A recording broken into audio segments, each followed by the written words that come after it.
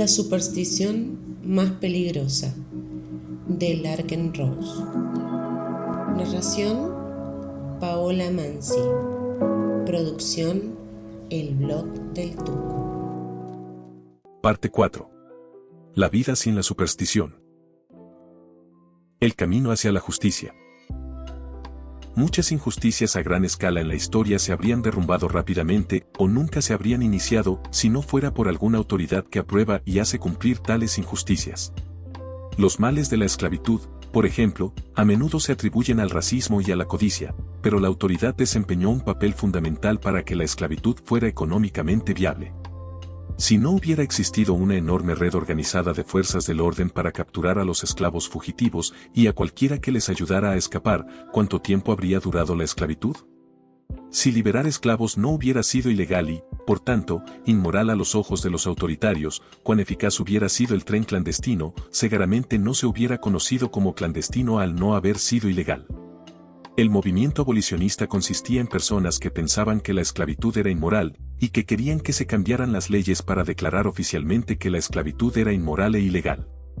Si, en lugar de pedir un cambio en las leyes, los abolicionistas estado liberando activamente a los esclavos, lo más probable es que la trata de esclavos habría caído décadas antes, si es que hubiera llegado a ocurrir.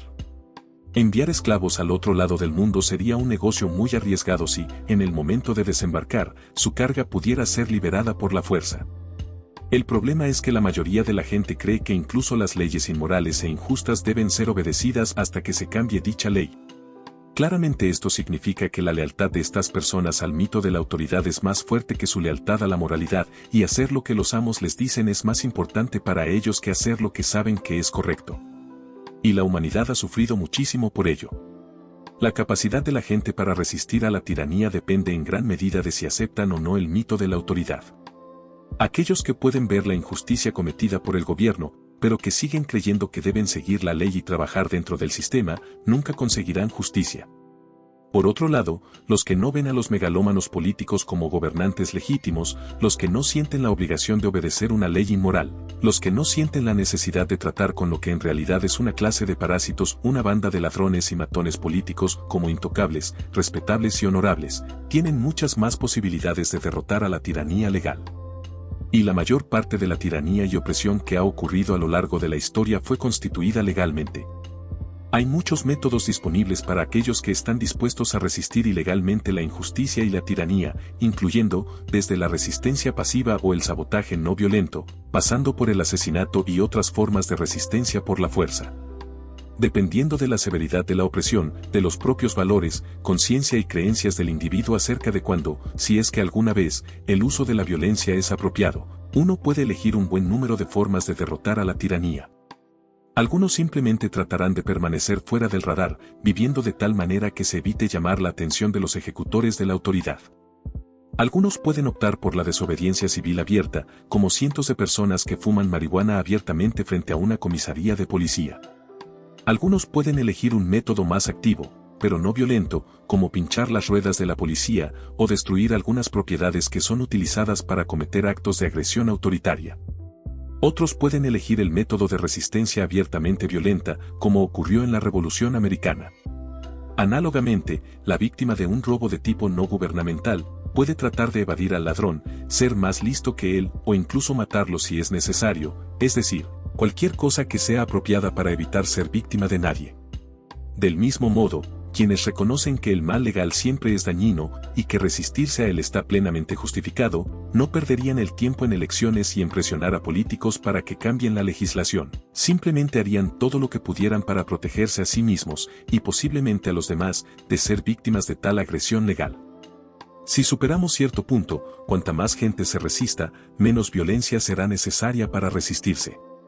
Si una policía local tiene una docena de agentes de narcóticos, gente cuya tarea principal es cometer actos de agresión contra otros que no han cometido actos de fuerza ni fraude, y por otra parte, varios cientos de civiles hacen saber que tienen derecho a usar lo que sea necesario, incluyendo la fuerza mortal, para detener cualquier intento de secuestro, allanamiento de morada, o actos similares de agresión cometidos por oficiales de narcóticos, los agresores, la policía, de no tener una banda autoritaria más grande a la que recurrir para pedir ayuda, simplemente se rendirían para evitar ser exterminados.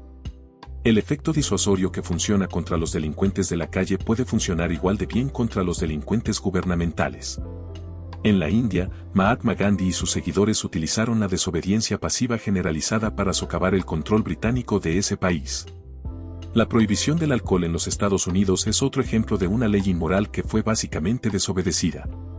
Los altos niveles de desobediencia, junto con la negativa de la mayoría de los jurados a dar su bendición a la agresión legal, junto con algunos actos de resistencia violenta, por ejemplo, alquitranar y emplumar a los chivatos, hicieron que esa ley inmoral fuera inaplicable. Las legislaturas finalmente lo revocaron en un intento de salvar las apariencias, porque tener una ley inaplicable en los libros contribuye en gran medida a destruir la legitimidad de la clase dominante a los ojos de sus víctimas. Donde quiera que el pueblo no sienta la obligación moral de cumplir con las demandas autoritarias, cualquier acto de agresión legal puede ser ignorado. Sin embargo, cuando el número de seres conscientes es menor, a veces la violencia es necesaria para derrotar ciertos actos de agresión legales. Si solo unas pocas personas reconocen la ilegitimidad de la opresión legal, la resistencia por la fuerza a menudo se vuelve en contra de la gente. Donde hay opresión, siempre hay violencia. Suele ser unilateral, con los agentes de la autoridad cometiendo la mayor parte o la totalidad de la violencia. El hombre que coopera pasivamente mientras afirma estar en contra de la violencia está beneficiando, de hecho, la violencia del Estado. Cuando se comete un acto de agresión, ya sea por la autoridad o por cualquiera, la no violencia, por definición, deja de ser una opción. La pregunta que debemos hacernos es si la violencia agresiva no será desafiada o bien, si se utilizará la fuerza defensiva para contrarrestarla. En cualquier caso, la violencia estará presente. Obviamente, los ladrones, matones y asesinos que proclaman que sus crímenes son legales, como ha hecho todo tirano en la historia, siempre tildarán de criminales y terroristas a los que se resistan a ellos. Solo aquellos que no se preocupan de ser etiquetados como criminales, porque ya se han despojado del mito de la autoridad y reconocen que el término ley se utiliza generalmente para hacer aparecer lo malo como bueno, tienen alguna oportunidad de lograr la libertad. Así pues, cuanta más gente haya que entienda qué es el autogobierno y cómo surge la naturaleza mítico-mágica de la autoridad, y que, además, esté dispuesta a luchar por lo que es correcto, aunque sea ilegal, pero esté dispuesto a luchar contra lo que es legal pero es incorrecto, menos violento será el camino hacia la verdadera civilización, coexistencia pacífica. Efectos secundarios del mito. Mirando hacia atrás en la historia, no faltan ejemplos de la crueldad del hombre hacia el hombre, ejemplos de opresión y sufrimiento, violencia y odio, situaciones y acontecimientos que no dan una buena imagen de la raza humana en general. Y, aunque muchas de las injusticias más flagrantes de la historia fueron el producto obvio y directo de la creencia en el gobierno, como son la guerra y la opresión, hay muchas otras injusticias que no se suelen atribuir a la acción del gobierno, pero que, sin embargo, hubieran sido imposibles sin la participación de la autoridad. Además del ejemplo de si la esclavitud pudiera haber existido de no haberse aplicado legalmente, como se mencionó anteriormente, se podrían hacer preguntas similares sobre el trato de los indígenas americanos. Si no fuera por los edictos autoritarios del gobierno y sus mercenarios de Estado para hacerlos cumplir, ¿habría habido un esfuerzo tan grande y concentrado para exterminar o desalojar por la fuerza a los nativos de las tierras que habían habitado durante generaciones? Sin duda habría habido conflictos menores debido al choque de culturas y a las demandas de tierras agrícolas y de caza, pero ¿hubiera sido el interés personal de alguien participar en un combate violento a gran escala? Tras el fin de la esclavitud legal en Estados Unidos, más o menos al mismo tiempo que acabó la esclavitud legal, apareció el impuesto sobre la renta, por primera vez, continuaron las tensiones raciales y los conflictos violentos. Muchos creen que el gobierno entonces llegó y salvaguardó esta situación. En realidad, el conflicto violento entre las razas fue fomentado por la autoridad. Durante muchos años, la segregación racial se impuso por la fuerza a través de leyes. Irónicamente, las tensiones raciales se exacerbaron más tarde por la integración ordenada por el gobierno, que buscaba mediante la coacción a personas de diferentes razas y culturas que se mezclaran, lo quisieran o no una vez más, el resultado fue más violencia. Durante todo este fiasco, algunas empresas y escuelas, si se las hubiera dejado en libertad, habrían optado por la segregación y otras por la integración. Si no fuera por el gobierno que intenta imponer por la fuerza una política oficial a todo el mundo, los padres podrían haber elegido simplemente a qué escuelas enviar a sus hijos, segregados o no, y los compradores podrían haber elegido simplemente a qué empresas patrocinar, segregados o no. no solo gran parte de la violencia cometida contra los negros fue hecha directamente por los agentes del gobierno, sino que incluso gran parte de la violencia cometida en el ámbito privado fue resultado de la ira acumulada en personas que fueron obligadas por el gobierno a tratar con personas de otra raza y cultura. Es tonto pensar que separar a la gente, o unirla, hará que la gente sea más feliz, más amable, más abierta o más tolerante. En ninguno de los dos casos la paz o la seguridad de ninguna de las dos razas fue atendida por ninguna intervención autoritaria. Aunque es imposible decir exactamente cuán extendida o prolongada hubiera sido la segregación y el racismo sin la participación del gobierno, es de sentido común pensar que, si se otorga a las personas de cualquier raza y religión la libertad de elegir con quién asociarse, al menos hace posible la coexistencia pacífica de culturas muy diferentes. Pero cuando el gobierno se involucra y el debate es entre forzar a las razas a permanecer separadas o forzar a las razas a mezclarse, obviamente algunas personas se enojarán, y con razón. Esto no quiere decir que todos los puntos de vista sean igualmente válidos. El punto es que la gente con visiones del mundo muy diferentes, por muy estúpidas o listas, abiertas o intolerantes, informadas o ignorantes que sean sus puntos de vista, por lo general pueden coexistir pacíficamente, incluso en estrecha proximidad, a menos que el gobierno se involucre. Diferentes personas pueden no gustarse entre sí, pueden no aprobar las creencias y estilos de vida de los demás y, de hecho, pueden criticar o condenar duramente a otras culturas. Pero eso no significa que no puedan coexistir pacíficamente, con ambos bandos absteniéndose de agredirse violentamente. Pero siempre que se involucra el gobierno, la coerción inherente a toda la ley asegura que la gente dejará de llevarse bien. Otro ejemplo de los efectos indirectos y nocivos de la acción gubernamental es el hecho de que la violencia asociada al narcotráfico, producción y distribución de sustancias ilegales, solo existe a causa de las leyes de estupefacientes. Al prohibir una sustancia, o un comportamiento, incluso cuando todos los participantes son adultos dispuestos, los políticos crean un mercado negro, que no solo tiene un enorme potencial de beneficio debido a la limitación de la oferta, sino que crea una situación que priva específicamente a los clientes y proveedores de cualquier protección legal. Por ejemplo, si un traficante de drogas es robado o agredido, por la policía o por cualquier otra persona, es poco probable que llame a las fuerzas del orden para que le ayuden.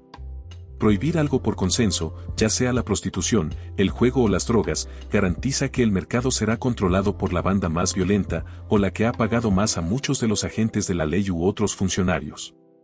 Una vez más, un ejemplo perfecto de antes y después de esto fue la prohibición del alcohol en los Estados Unidos. Cuando el alcohol se convirtió en ilegal fue inmediatamente tomado por el crimen organizado, que era conocido no solo por su violencia sino también por su capacidad para sobornar a agentes y funcionarios del gobierno. Cuando el alcohol volvió a ser legal, toda la violencia relacionada con este tema se esfumó casi instantáneamente. A pesar de ese clarísimo ejemplo de los lamentables resultados que se dan al promulgar leyes para prohibir los vicios, la mayoría de la gente apoya las leyes contra conductas y hábitos que encuentran desagradables. Como resultado, la violencia continúa. En lugar de ver que es un problema que existe por culpa del gobierno y sus leyes, algunos todavía creen que es un problema contra el que el gobierno debe luchar. Lo mismo podría decirse de la infame violencia de los usureros, que pululan en los juegos de azar ilegales, y de la violencia de los proxenetas en aquellos lugares donde la prostitución es ilegal. En estos casos, una comparación paralela actual resulta incluso mejor que una comparación de antes y después. El juego produce más violencia en Atlantic City, donde es legal, o en lugares donde es ilegal. ¿Supone la prostitución una amenaza mayor para todos los involucrados en Ámsterdam, donde es legal, o en los lugares donde es ilegal? Con esto no quiero decir que la prostitución, el juego y las drogas, incluido el alcohol, sean cosas buenas, sino que, ya sean buenas o malas, al introducir la coacción del gobierno en la situación no se eliminan tales vicios, sino que los hace más peligrosos para todos los implicados, e incluso para personas que no están implicadas. Por si alguien cree todavía que estas leyes contra el vicio son resultado de buenas intenciones, deben saber que los políticos son muy conscientes de que los juegos de azar, la prostitución y el uso de drogas ilegales siguen ocurriendo en las prisiones gubernamentales. Los políticos saben muy bien que si el cautiverio constante, con vigilancia estrecha, con registros aleatorios y con castigos severos no pueden prevenir tales comportamientos en personas que son mantenidas en jaulas vigiladas de cerca, las leyes difícilmente podrán erradicar tales comportamientos de todo un país. pero pueden, y de hecho lo hacen, dar a los tiranos una excusa para crear un poder en constante expansión, y es precisamente para eso que los gobiernos promulgan leyes antivicio, para crear crimen donde no lo había, en un intento de justificar la existencia de su poder y su control autoritarios. En un mundo sin el mito de la autoridad, muchos humanos, incluido este autor, seguirán estando contra el uso de drogas, la prostitución y otros vicios, pero es poco probable que apoyen los esfuerzos violentos actuales para suprimir estos comportamientos.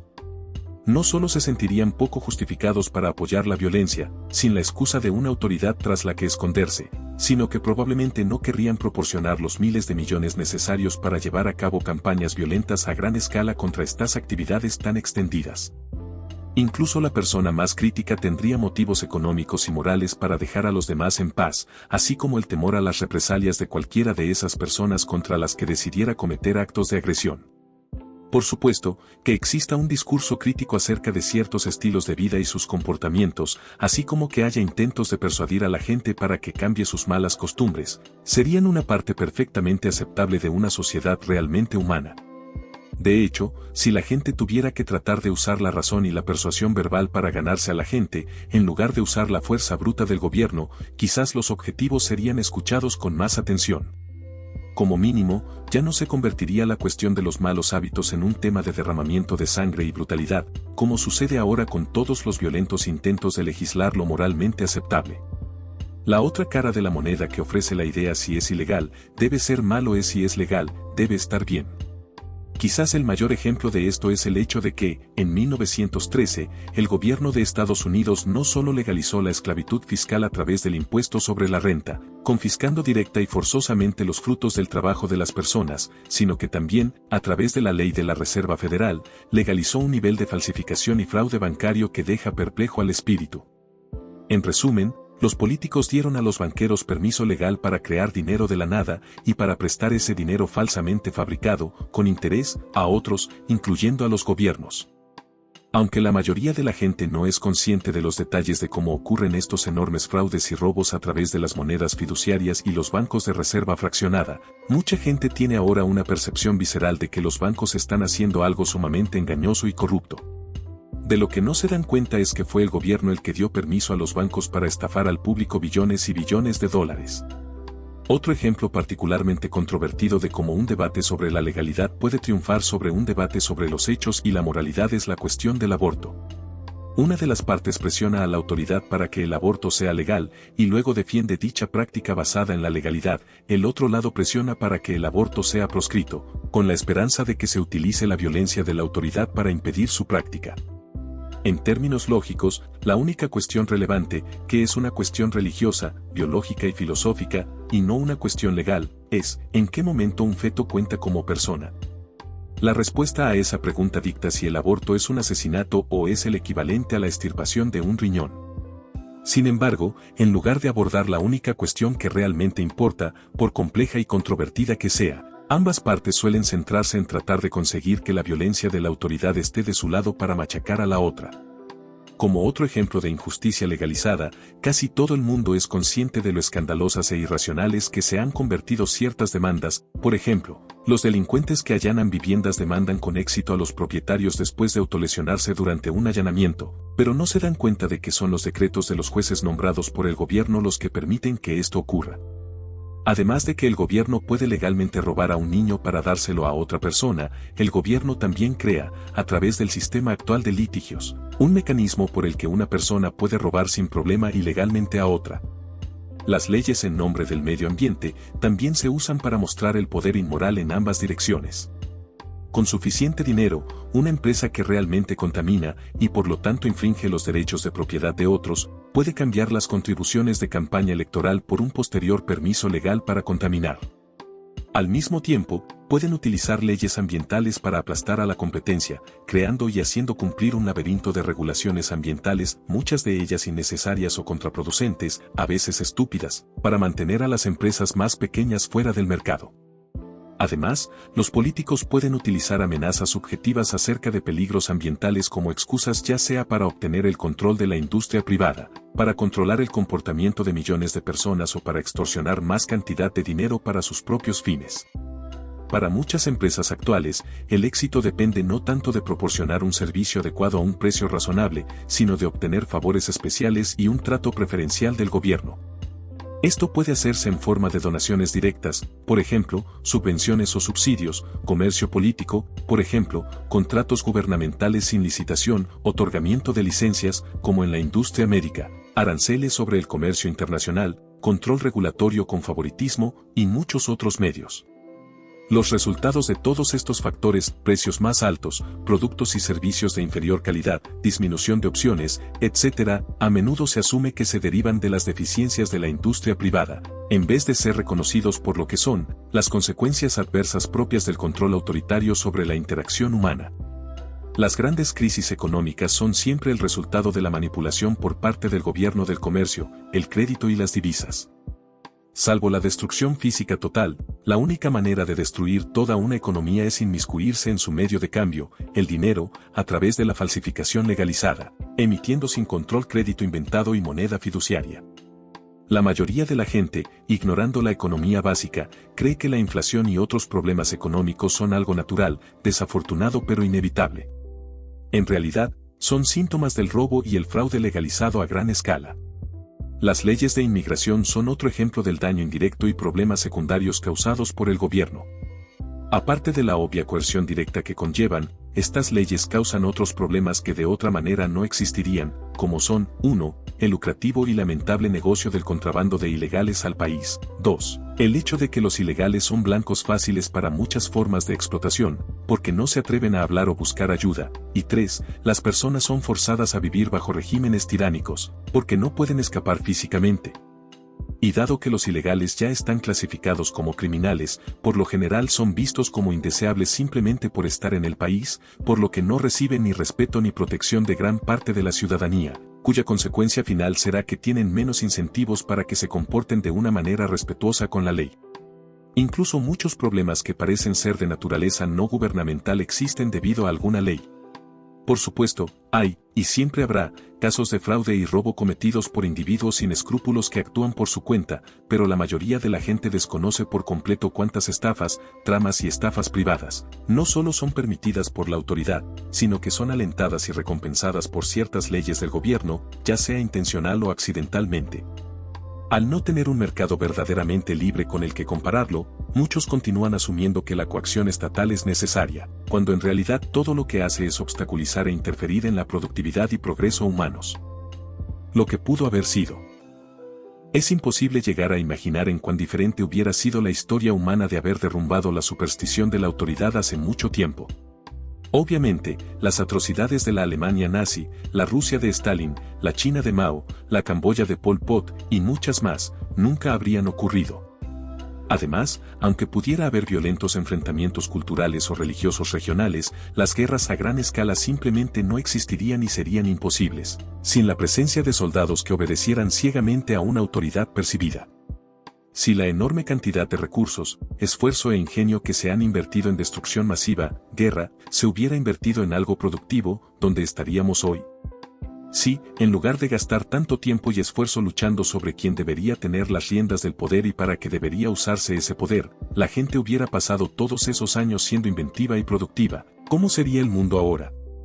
Y si se hubiera permitido que cada persona apoyara lo que quisiera, en lugar de que el gobierno robara a todo el mundo y luego empezara una discusión interminable sobre cómo deberían gastarse esos fondos públicos?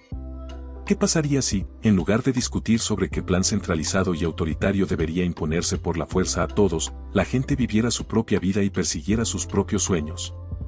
¿Quién puede imaginar hasta qué punto la humanidad en su conjunto podría haber progresado ya? Esto no significa que sin la creencia en la autoridad nunca hubieran surgido conflictos personales. Los había, y a veces terminaban en violencia. La diferencia es que, con la creencia en el gobierno, siempre terminan en violencia, porque la coacción es lo que siempre hace el gobierno. Mientras que las personas, incluso las de puntos de vista y orígenes muy diferentes, pueden encontrar formas de coexistir pacíficamente, en cualquier situación en la que se vea involucrada la autoridad se resuelve automáticamente con violencia. Con el tema del matrimonio entre personas del mismo sexo, ¿qué pasaría si, en lugar de estar en una discusión continua sobre qué puntos de vista y qué opciones deberían imponerse a todos, cada sacerdote, cada empresario y en general, cada individuo, pudiera decidir por sí mismo cómo vivir, o qué es a lo que él quiere llamar matrimonio? Con el tema de la rezar en la escuela, ¿qué pasaría si, en lugar de que el gobierno creara conflicto y hostilidad, confiscando por la fuerza el dinero de todos los ciudadanos, para financiar un sistema escolar público enorme y homogéneo, se permitiera a cada persona, cristiana, judía, musulmana, atea, etc., elegir a qué escuelas, si las hubiera, querría acudir? Esto no significa que las personas con diferentes puntos de vista se quieran o terminen creyendo las mismas cosas. Significa que, sin creer las mismas cosas, podrían coexistir pacíficamente, una situación que el gobierno no permite.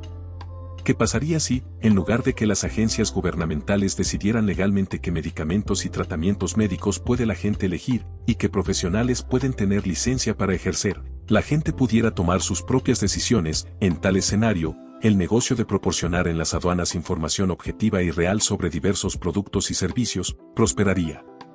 Las soluciones gubernamentales consisten siempre en que los políticos deciden cómo tratar las diferentes situaciones y luego imponen por la fuerza sus ideas a todos los demás.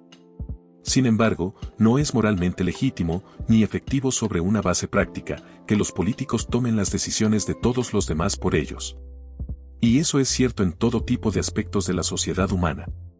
¿Cómo sería el mundo si, durante los últimos 100 años, en lugar de discutir sobre cómo limitar por la fuerza las opciones de la gente, que es lo que hace toda ley, la gente hubiera dedicado su tiempo y esfuerzo a probar nuevas ideas y a idear nuevos enfoques de los problemas, permitiendo que cada persona dedicara su propio tiempo, esfuerzo y dinero a lo que él mismo decidiera apoyar? ¿Qué pasaría si, en lugar de un sistema centralizado de redistribución forzada de la riqueza, bienestar gubernamental, se hubiera dejado a la gente en libertad para decidir por sí mismos las mejores y más compasivas maneras de ayudar a los necesitados? En lugar de tener un sistema que recompensa la pereza y la picardía, que genera dependencia, podríamos tener un sistema que realmente ayude a la gente. ¿Qué pasaría si, en lugar de que el gobierno obligue a las empresas a hacer lo que los políticos y burócratas declararon como seguro, la gente pudiera inventar nuevas ideas y soluciones, establecer sus prioridades y tomar sus propias decisiones sobre la mejor manera de protegerse a sí misma? ¿Y si, en lugar de tener esa máquina de control centralizada que intenta forzar a la gente a ser justa, la gente pudiera elegir por sí misma con quién asociarse, qué tratos hacer, y así sucesivamente? Todo lo que el gobierno financia crea conflicto. Todo proyecto público, desde subvenciones otorgadas por el Instituto de las Artes hasta subvenciones para ciertos estudios o negocios, pasando por escuelas, parques y todo lo demás público, equivale a robar a miles o millones de personas con el fin de dar el dinero a unas pocas personas. ¿Por qué alguien esperaría que todos en un país entero, o, aunque solo fueran 100 personas, estén de acuerdo exactamente en cómo se debe gastar su dinero? ¿Qué pasaría si, en lugar de desviar y secuestrar muchos billones de dólares en poder adquisitivo cada año para financiar las agendas de los políticos y sus locuras megalómanas, esa riqueza se hubiera destinado a cosas que a la gente que pagó ese dinero realmente le importaran y quisiera apoyar? ¿Qué pasaría si, durante los últimos miles de años, cada uno se hubiera ocupado de sus propios asuntos y no hubiera intentado utilizar el gobierno para imponer sus ideas y prioridades a los demás?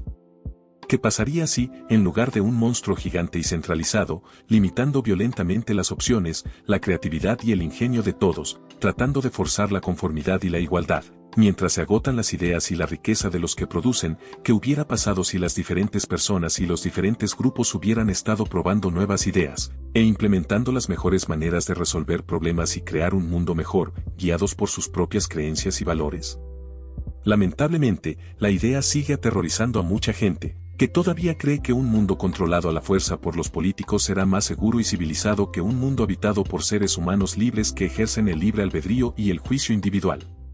El hecho es que las personas que tienen fe en el gobierno para dejarle hacer que las cosas funcionen, aunque sean mayoría y tengan buenas intenciones, son el problema. Como resultado de su adoctrinamiento en el culto a la autoridad, siguen creyendo y promoviendo la idea profundamente insensata de que el único camino hacia la paz, la justicia y la civilización armoniosa proviene de una coerción constante, de los controles forzosos del gobierno, de la opresión perpetua y de la esclavitud hecha en nombre de la ley, así como del sacrificio del libre albedrío y la moralidad para elevar en un altar a la dominación y la obediencia ciega. Por duro que esto pueda sonar, es la base de toda creencia en el gobierno. Aceptando la realidad. Los estatistas suelen decir, muéstrame un ejemplo de donde ha funcionado una sociedad sin gobierno, anarquía. Por supuesto, puesto que hablan de sociedades que consisten casi enteramente de estatistas totalmente adoctrinados, una sociedad sin clase dominante rara vez se contempla, y mucho menos se intenta. Sin embargo, los estatistas utilizan el hecho de que nunca han probado la verdadera libertad, pues este concepto es completamente ajeno a su forma de pensar, como prueba de que una sociedad sin Estado no funcionaría. Esto sería como un grupo de médicos medievales de los que usaban sanguijuelas para cada dolencia, argumentando, muéstrame un caso en el que un médico ha curado un dolor de cabeza sin usar sanguijuelas. Por supuesto, si ninguno de ellos hubiera pensado en un tratamiento distinto a las sanguijuelas, así pues, no habría un ejemplo de métodos alternativos que funcionaran. Sin embargo, esto sería claro testimonio de la ignorancia de los médicos, no de la ineficacia de tratamientos que nunca se han probado. Pero lo más importante es que la anarquía es lo que es. Decir que la sociedad no puede existir sin gobierno es exactamente tan razonable como decir que la Navidad no puede existir sin Santa Claus. La sociedad ya existe sin gobierno, y siempre lo ha hecho. Ha sido la gente creyendo en una entidad con derecho a gobernar, imaginando una cosa llamada autoridad, la que ha hecho que la historia de la humanidad esté repleta de opresión, violencia, sufrimiento, asesinato y caos. Irónicamente, los estatistas a menudo señalan la muerte y el sufrimiento que aparece cuando dos o más grupos luchan por quien debería estar al mando, etiquetándolo como anarquía y citándolo como evidencia de que sin gobierno, habría caos y muerte. Sin embargo, este derramamiento de sangre y posterior opresión es resultado directo y obvio de la creencia en la autoridad y no el resultado de la falta de gobierno. Es cierto que, en comparación con la vida bajo un régimen autoritario estable y arraigado, la vida en un país en el que el pueblo está luchando por lo que debería ser la nueva autoridad, a través de rebeliones, guerras civiles, una nación conquistando a otra, etc., puede ser mucho más peligrosa e impredecible. Como resultado, la gente que vive en zonas devastadas por la guerra a menudo solo desea que se ponga fin al conflicto, que una de las partes gane y se convierta en el nuevo gobierno. Para estas personas, un gobierno estable puede representar una paz y seguridad relativas, pero la causa subyacente de la opresión cometida por regímenes estables y el derramamiento de sangre que se produce durante las luchas por el poder es la creencia en la autoridad. Si nadie creyera en una clase dominante legítima, nadie pelearía por quien debe gobernar. Si no hubiera un trono, nadie pelearía por él. Todas las guerras civiles, y casi todas las revoluciones, se basan en el supuesto de que alguien debería estar a cargo. Sin la superstición de la autoridad, no habría razón para que estas cosas sucedieran. Por su propia naturaleza, el gobierno no añade nada positivo a la sociedad. No crea riqueza ni genera virtud. Solo añade una gran cantidad de violencia inmoral y la ilusión de que dicha violencia es legítima. Permitir que algunas personas dominen por la fuerza a todas las demás, que es lo único que hace el gobierno, no contribuye a la sociedad ni con un mínimo talento, habilidad, productividad, ingenio, creatividad, conocimiento, compasión, o cualquier otra cualidad positiva presente en los seres humanos. En vez de eso, extingue y limita constantemente todas estas virtudes a través de sus leyes coercitivas.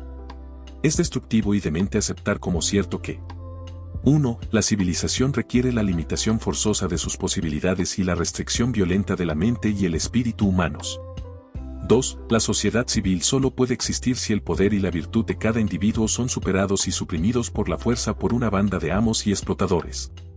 3. No se puede confiar en que el hombre normal se gobierne a sí mismo, sino que debe confiar en que los políticos gobiernen a todos. 4. La única manera de que la moralidad y la virtud de la humanidad brillen es aplastando el libre albedrío y la autodeterminación de miles de millones de seres humanos, y convertirlos a todos en títeres obedientes e irreflexivos de la clase dominante y en fuente de poder para tiranos narcisistas y megalómanos.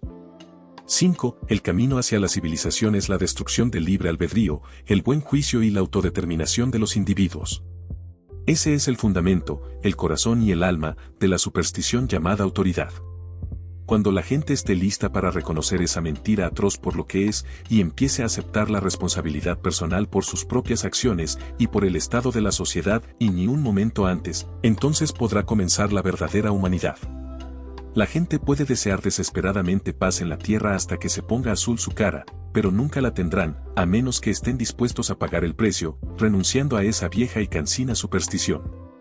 La solución a la mayoría de los males de la sociedad es que usted, querido lector, reconozca el mito de la autoridad por lo que es, lo abandone en su fuero interno, Y luego comience a hacer esfuerzos para desprogramar y despertar a todas las personas que conozca, que como resultado de su adoctrinamiento en el culto de la adoración de la autoridad y a pesar de sus nobles virtudes e intenciones, continúan apoyando y participando en la violenta, antihumana, destructiva y malvada opresión de esa máquina de agresión conocida como gobierno. La línea de flotación revisada. Contrariamente a lo que casi todo el mundo ha aprendido a creer, el gobierno no es necesario para la civilización. No conduce a la civilización. Es, de hecho, la antítesis de la civilización. No promueve la cooperación, ni trabajar juntos, ni cualquier interacción voluntaria. No es una coexistencia pacífica. Es coacción, es fuerza, es violencia. Es la agresión animal, encubierta por rituales pseudo-religiosos, de culto, que están diseñados para hacer que parezca legítimo y justo. Es matonería brutal, disfrazada de consentimiento y organización. Es la esclavitud de la humanidad, la subyugación del libre albedrío y la destrucción de la moralidad, disfrazada de civilización y sociedad. El problema no es solo que la autoridad pueda ser usada para el ejercer el mal, el problema es que, en su esencia más básica, es el mal. En todo lo que hace, derrota el libre albedrío del ser humano, a los que controla a través de la coerción y el miedo. Reemplaza y destruye las conciencias morales, reemplazándolas con una obediencia ciega e irreflexiva. No se puede usar para el bien, igual que una bomba no se puede usar para curar un cuerpo. Siempre es agresión, siempre es el enemigo de la paz, siempre es el enemigo de la justicia. En el momento en que deja de ser un atacante, deja de encajar en la definición de gobierno. Es, por su propia naturaleza, un asesino y un ladrón, enemigo de la humanidad y un veneno para la humanidad. Como dominador y controlador, gobernante y opresor, no puede ser otra cosa. El supuesto derecho a gobernar, en cualquier forma que se presente, es lo opuesto a la humanidad. El uso de la violencia es lo contrario de convivir en armonía. El deseo de dominio es lo opuesto al amor por el prójimo. Ocultar la violencia bajo capas de rituales complejos y legislaciones contradictorias, así como etiquetar la fuerza bruta como virtud y compasión, no cambia ese hecho. Afirmar nobles objetivos, diciendo que la violencia es la voluntad del pueblo, o que se comete por el bien común o por los niños, no va a transformar el mal en bien. Legalizar el mal no lo hace correcto. Un hombre que subyuga por la fuerza a los otros, no importa cómo se describa su acción o cómo se lleve a cabo, es incivilizado e inmoral. La destrucción que causa, la injusticia que crea, el daño que hace a cada alma que toca, perpetradores, víctimas y espectadores por igual, no puede deshacerse llamando la ley o afirmando que era necesaria. El mal, lleve el nombre que lleve, sigue siendo malvado. El mensaje que permanece aquí es muy simple. Toda la historia registrada lo proclama, pero pocos, hasta ahora, se han permitido escucharlo. El mensaje es este. Si usted ama la muerte y la destrucción, la opresión y el sufrimiento, la injusticia y la violencia, la represión y la tortura, la impotencia y la desesperación, los conflictos perpetuos y el derramamiento de sangre, enséñales a tus hijos a respetar la autoridad y a enseñarles que la obediencia es una virtud. Si, por el contrario, usted valora la coexistencia pacífica, la compasión y la cooperación, la libertad y la justicia, entonces enseñe a sus hijos los principios de la autopropiedad. Enséñeles a respetar los derechos de cada ser humano y enséñeles a reconocer y rechazar la creencia en la autoridad por lo que es, la superstición más irracional, contradictoria, antihumana, malvada, destructiva y peligrosa que el mundo haya conocido jamás.